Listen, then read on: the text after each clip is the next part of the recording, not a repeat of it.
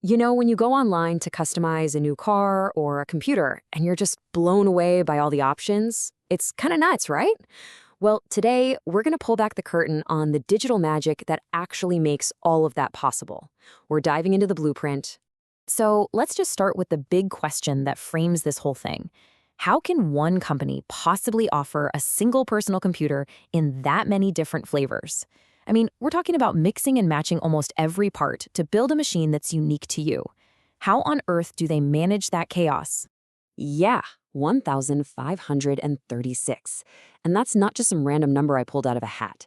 That's what you get when you combine, say, 8 processor options with 4 video card options, 4 memory options, and so on. The complexity just explodes.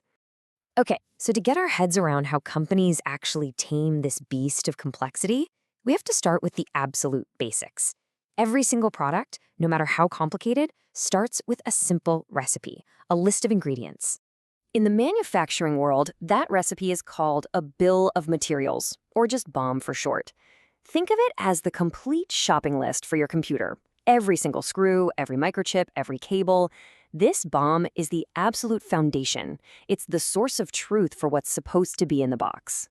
But here's where it gets really interesting. It turns out not everyone is working from the same recipe. The design engineers have their version of the BOM, which is all about how the product functions. Then the manufacturing team has a totally different one, focused on how to actually assemble it. And the electrical guys, they have their own. So you can see the problem, right? How do you keep all these different recipes perfectly in sync? The answer to that puzzle is a pretty brilliant idea. It's kind of like a secret weapon for managing all these variations without everything descending into chaos. They call it the 150% blueprint.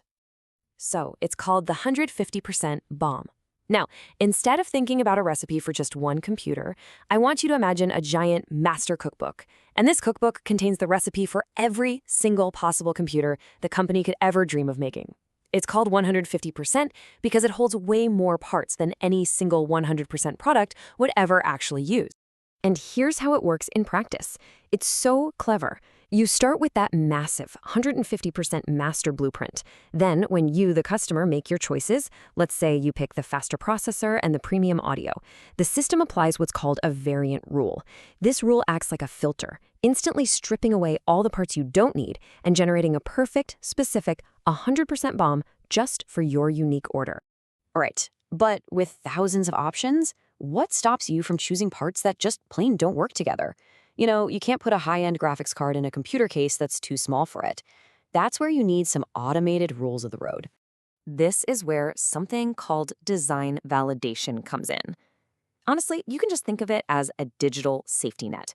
It's this automated process that's always running in the background, constantly checking the design as you're configuring it. Its job is to catch mistakes before they become super expensive problems on the factory floor. And these automated checks are looking for all kinds of things. Are the parts compliant with industry standards? Are there any geometric problems, like 2 parts trying to occupy the same space? Are there issues that would make it impossible to actually build? And, most importantly, are the components you picked actually compatible with each other? And this is the real game changer here. It's a complete shift in thinking. Instead of waiting until the end to find and fix problems, the whole idea is to prevent them from ever happening in the first place. You build the checks and balances right into the design process from the get-go. Okay, but what about changes over time? Companies are always improving things. Maybe they switch to a new supplier for a specific part halfway through a product's life. Well, that's managed by a cool concept called effectivity. It's basically just a rule that says, hey, use the old part for units 1 through 100, but for unit 101 and everything after, use this new part. It makes sure the right part goes into the right product at exactly the right time. So we've got these master blueprints, we've got automated rules, and we've got logic that works over time. But what's the glue that holds all of this together? What's the central nervous system for this whole digital operation? Well, that's the job of a product lifecycle management system, or PLM. If the BOM is the sheet music, the PLM system is the conductor of the entire orchestra. It is the one central hub that makes sure every single person, from design to manufacturing to the service team, is working from the exact same up-to-the-second information. And what's so powerful about a PLM system is that it brings everything under one roof. The mechanical designs, the electrical circuit boards, the software that's going to run on the device, even the simulation data, it's all connected in one unified bill of materials. It completely breaks down the walls that used to exist between different engineering teams. And that, right there, is the ultimate goal. One single place to go for the truth. No more confusion, no more working off of old spreadsheets, and no more building things with the wrong parts. Everyone has access to the exact same correct product knowledge. So let's kind of bring this all home.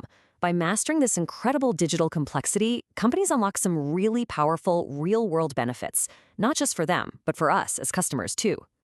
When you nail this digital blueprint, the results are huge.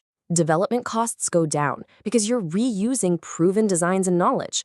Your marketability goes up because you can offer way more choices. And those costly errors and production delays, they drop like a rock because you're catching problems before they even start. So the payoff is absolutely massive. This whole system is what allows for mass customization on a global scale. It slashes development costs. It dramatically cuts down on defects and expensive, last-minute changes.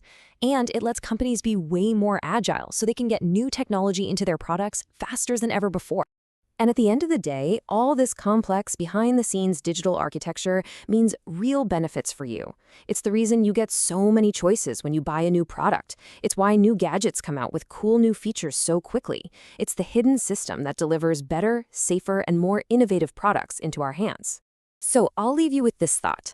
The next time you're online, building your perfect car or your dream computer, picking out every little option and feature, take a second, see if you can picture it. That incredible, living, breathing digital blueprint, the product's digital twin, working away in the background to make it all possible.